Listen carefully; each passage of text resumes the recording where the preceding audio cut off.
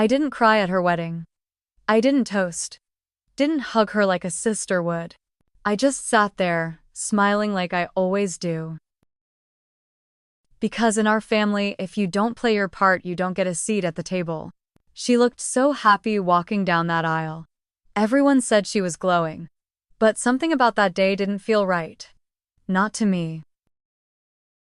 Not when my name was missing from the place card.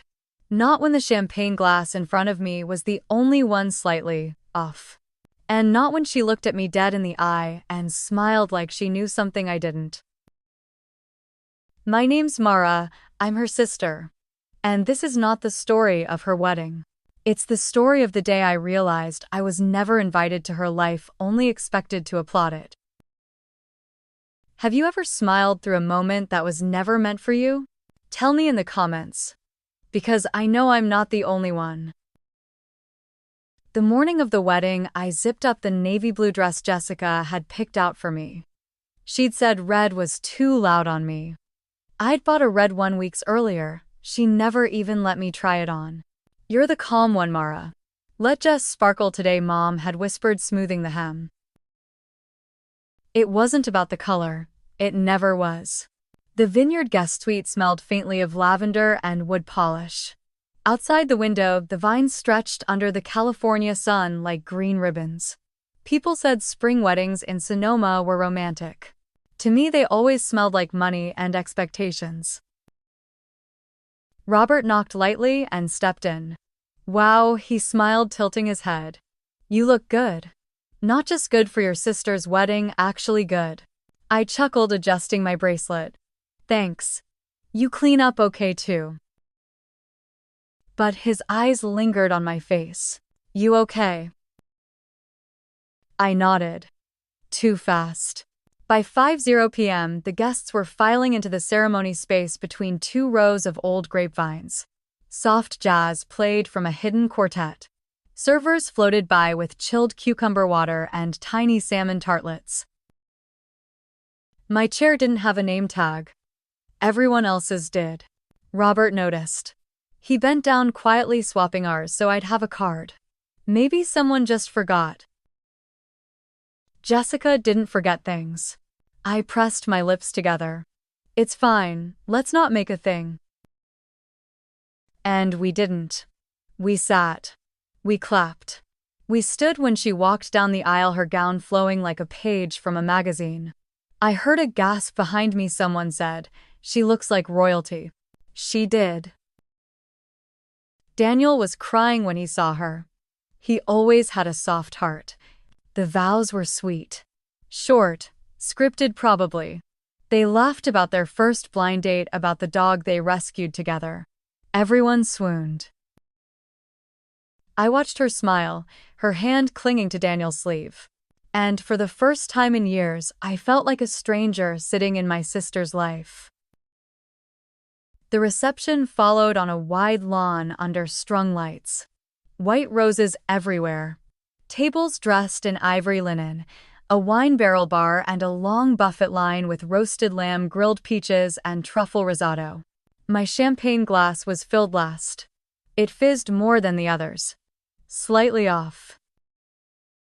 Don't drink that yet, Robert murmured low. His hand brushed my wrist. I frowned. What?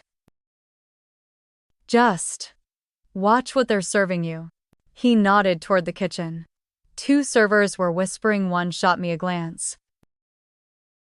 Babe, I sighed, it's Jessica's wedding, not an episode of Dateline. He didn't laugh. Instead, he leaned in, voice quiet. She's been off with you lately. You feel it too, right? I did. But I wasn't ready to say it. So I smiled. Took a tiny sip.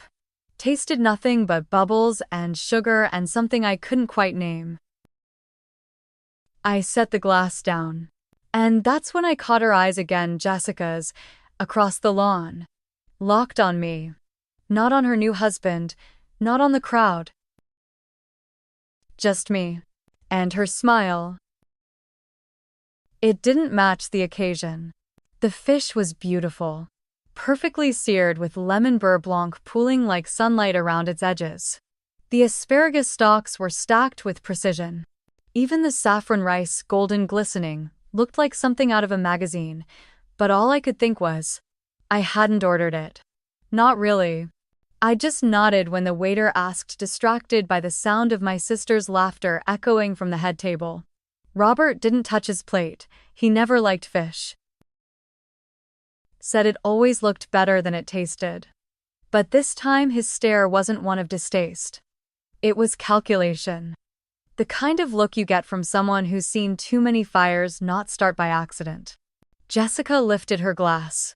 To the women who keep things going, she said, her voice cutting clean through the clinking forks and soft violin in the background. Even when no one's watching.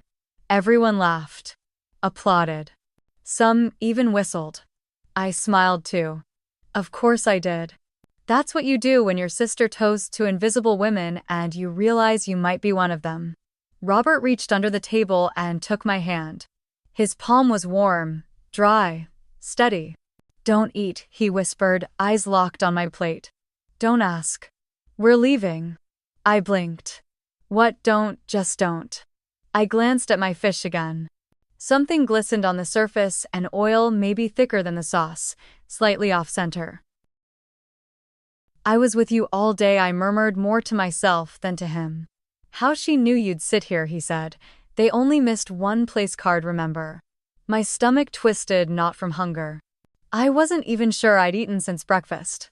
Jessica's dress shimmered in the candlelight. She looked radiant, drunk on attention and veuve clicquot. Daniel leaned toward her, saying something. She didn't respond. She was looking straight at me. And then she raised her glass again. Just for me. A slow, deliberate toast. Smile frozen. Eyes unreadable. My chair scraped back quietly. No one noticed. The music had picked up again. The DJ was starting his early evening playlist, something jazzy smooth. Robert followed. We moved like ghosts past the waiters, pouring wine past the children, chasing bubbles across the patio. The night air smelled of lavender and dust. I'm not crazy, he said once we reached the parking lot. I know. He opened the car door, waited until I was inside. I began. He shook his head. Not now. I watched the vineyard lights blur past the window as we drove. The party kept going behind us, people laughing, dancing, toasting things they'd never have to survive. No one noticed we'd left. Except the one person who wanted me gone, and she looked right at me when I stood. Like she already knew I wouldn't eat. The road was silent. So was my husband. Until he asked, soft, almost like a memory rising in his throat. Do you remember that allergy episode you had 3 years ago? I turned my face toward the window, watching the outline of vineyards give way to quiet homes. Lamplight fell across trimmed hedges and mailboxes lined in perfect rows. It was quiet out here. Too quiet for what he was about to say. You mean the ER visit, I replied. The wedding shower in Santa Barbara, he nodded. You went into anaphylaxis from a salad dressing, said it had walnut oil. I looked at him. It was peanut, I said. Traces of it. I only found out after the labs came back. We didn't speak for a moment. Then he reached over, popped open the glove box. Inside was a folded paper towel. He unwrapped it carefully like something fragile. Nestled inside was a tiny bottle. No bigger than a hotel shampoo. No label. But the oily sheen inside glowed faint amber. I saw her give it to the chef, he said. Jessica, he didn't answer. Just looked at me. She pointed at your plate, he continued. Not Daniel's. Not her own. Yours. She gestured with 2 fingers. I recognized that hand motion. You do it when you're talking plating details. The chef nodded. Pulled this out of his apron. I felt the inside of my throat tighten. A phantom echo. She knows I'm allergic, I whispered. She knew exactly what happened that day. She was the one who called the ambulance. Robert held up another paper folded neatly. Legal paper. I recognized the lawyer's name before I read anything else. My father's estate planner. The heading said Amendment to Last Will and Testament. Frank Ellison the first scanned quickly. Dated 4 months ago.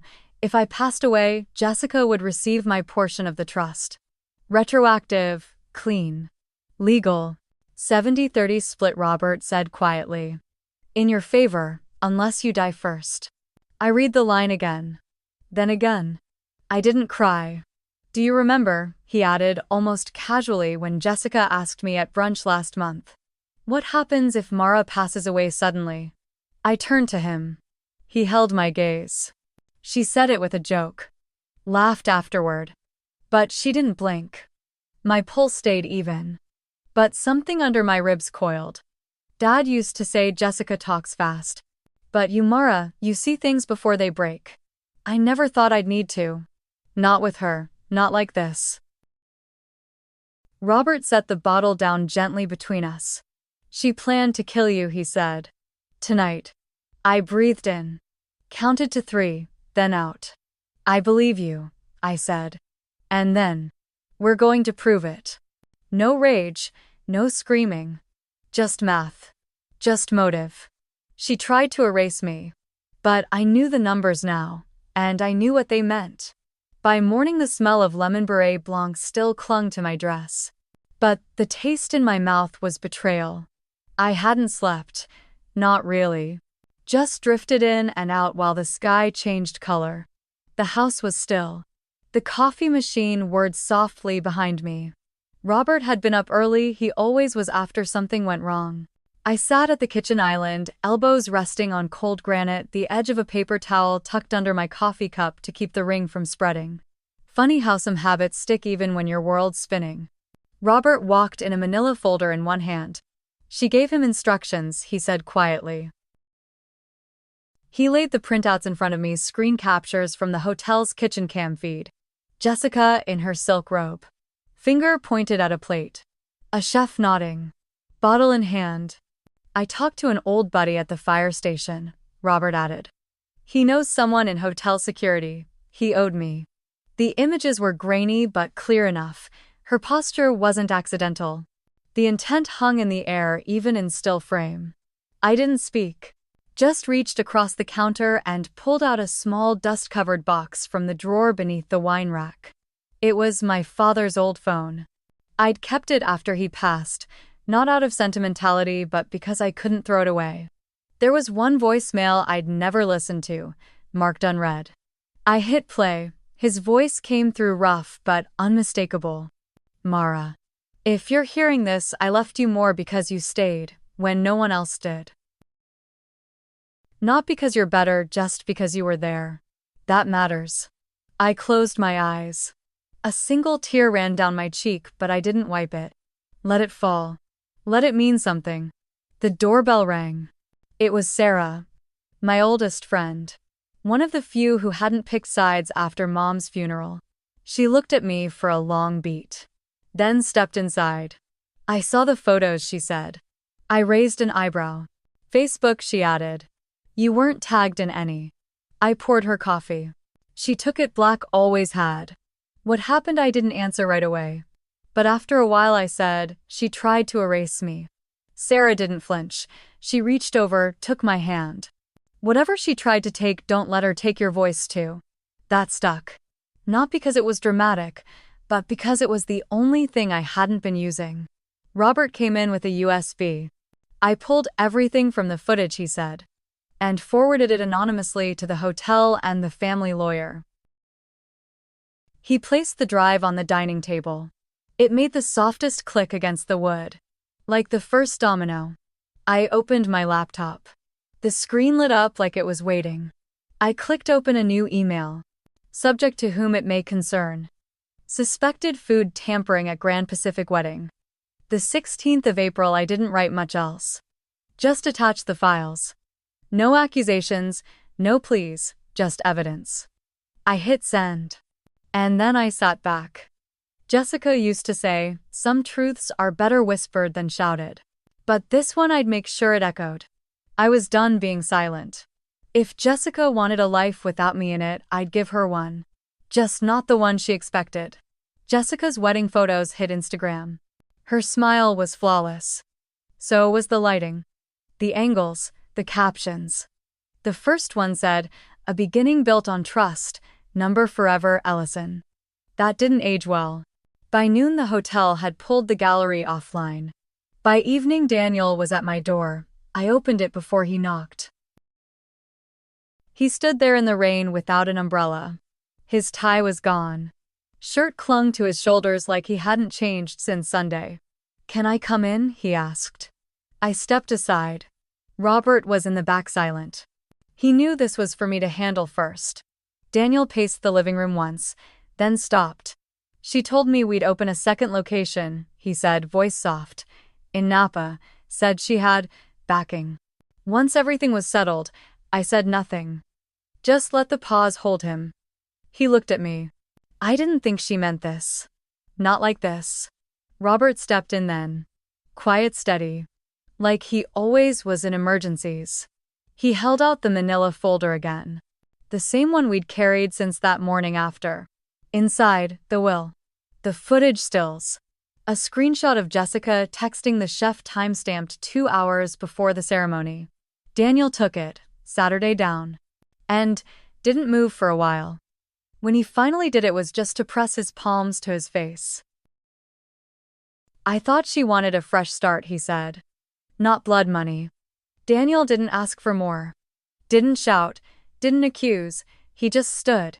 Folded the folder again like he couldn't bear to look at it any longer. "I filed for a marriage license 12 days ago," he said, voice rough. "I'll be filing for divorce tomorrow." I walked him out. Didn't say goodbye, didn't need to. When I closed the door, Robert met my eyes. "She won't recover from this," he said. "She'll try," I replied. "She'll spin it, fold it, burn it down, but the truth's already louder than she is."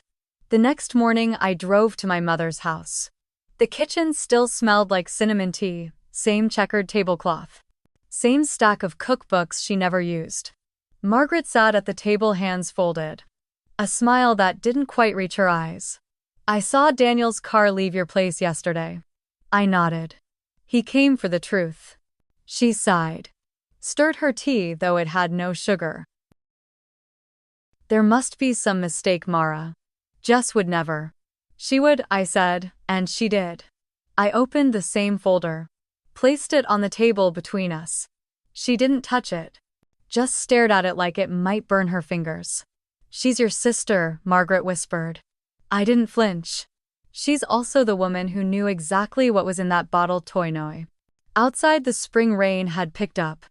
Soft tapping against the windows like the house itself didn't want to hear this conversation. "I raised you both, Mare Toynai. I tried to give you the same love. Toygert. You did.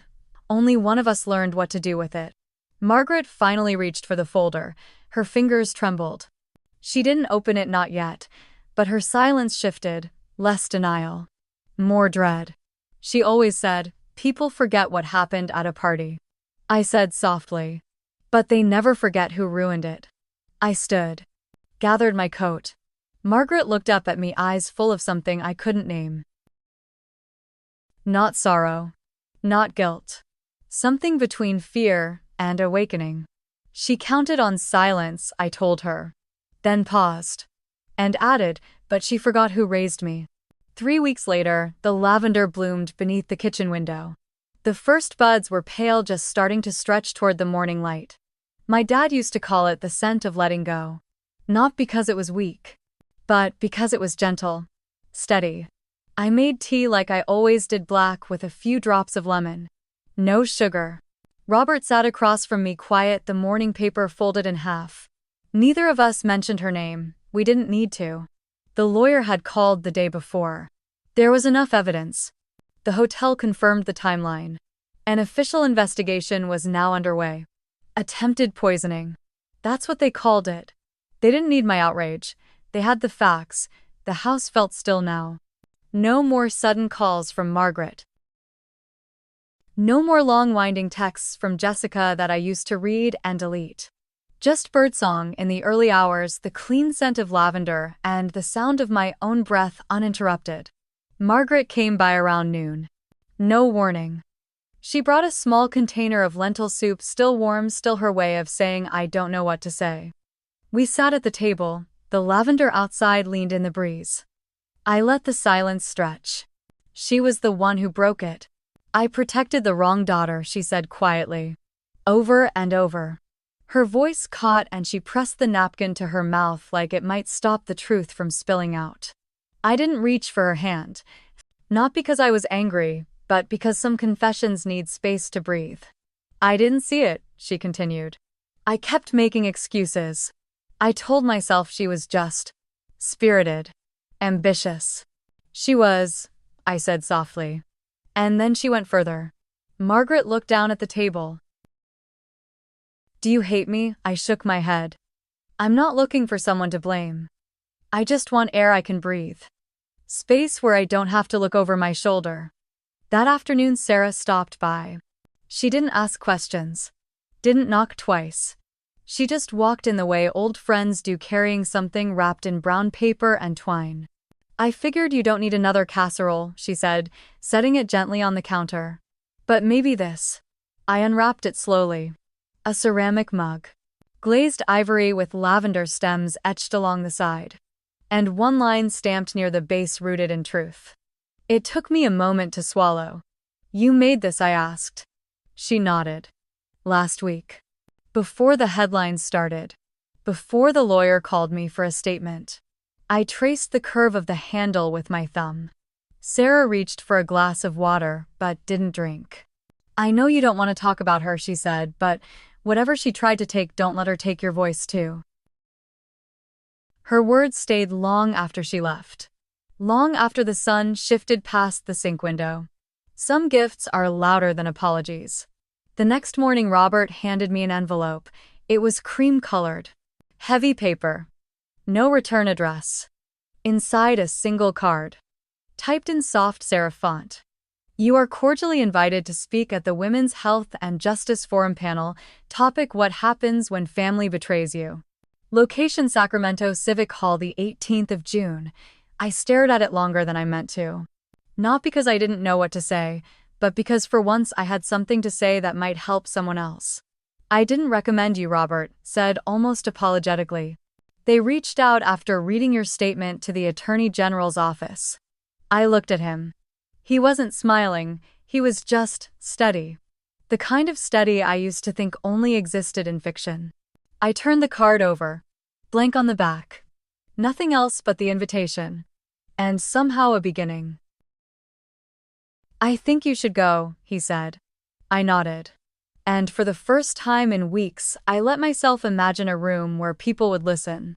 Not because I was loud, but because I told the truth. That evening I stood by the garden with a watering can. The lavender swayed full and fragrant, humming with bees. I didn't look at my phone. Didn't check for updates from the lawyer. Jessica's name had stopped appearing in headlines. The world, as it always does, had moved on. But I hadn't gone with it. Not all the way. I was still here, rooted.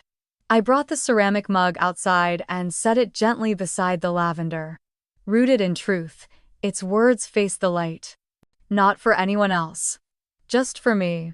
Beside it I placed a framed printout of my father's final will. The one that named me. The one that saw me. Even when others refused to. Some families are chosen. Some are exposed. And some are left behind. But the one I live in now starts with me. The lavender still blooms every morning. And some days I catch myself breathing a little deeper just to make sure I'm still here. Not all wounds need loud revenge. Sometimes the quiet act of choosing yourself is justice enough. Because the families we come from don't always define us. The ones we choose, the voices we keep, the truths we live, those are the ones that last. If this story stirred something in you, I'd love to hear. Have you ever had to walk away from someone you once called family? Drop your thoughts in the comments below. And if you'd like to hear more stories like this, real, raw, and full of quiet strength, don't forget to follow and share this with someone who needs to know they're not alone.